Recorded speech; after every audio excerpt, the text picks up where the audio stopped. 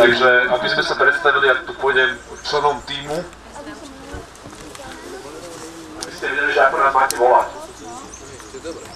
Tento bielovlasý pán, ktorý kedysi mal bujné havranie vlasy, ale ošedivel, sa nazýva Ivo. Čaute.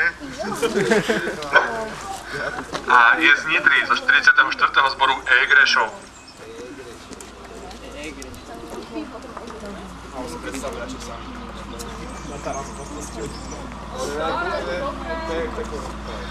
Ďalšia slečna, ktorú vám chceme predstaviť, je Barča zo Žiliny, zo zboru Vodopád.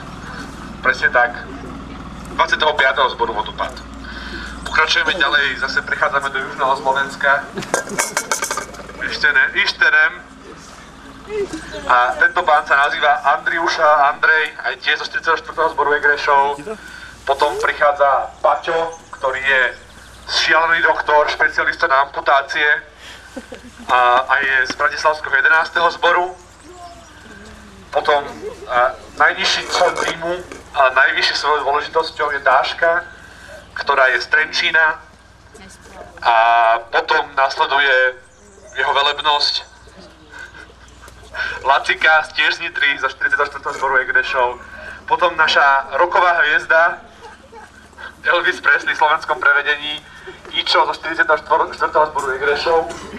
A tam ten pán je dieťa z hnedouholnej bane z Prievidze a volá sa Punťo. Včera nebolo, prišiel radným rýchlikom z Budapešti, že Punťo? A slečna za ním je rovnako z Prievidze, z 14. zboru, ktorý sa kedysi volal Vatomíka. Už to nie je Vatomíka. Ja viem, preto som povedal, že kedysi, a volá sa Alpinka. A chýba nám tu už len jeden pán, tuším. Je to Šupko z Trstenej. Desiatka. A na hentom jazdíš. A Rišťo. Na tomto som prišiel. 40 kilákov. A je tiež z 25. zboru Vodopád. Žilina je priamého zborovým vodcom. Ale vidíte, dneska je taký nevravčí.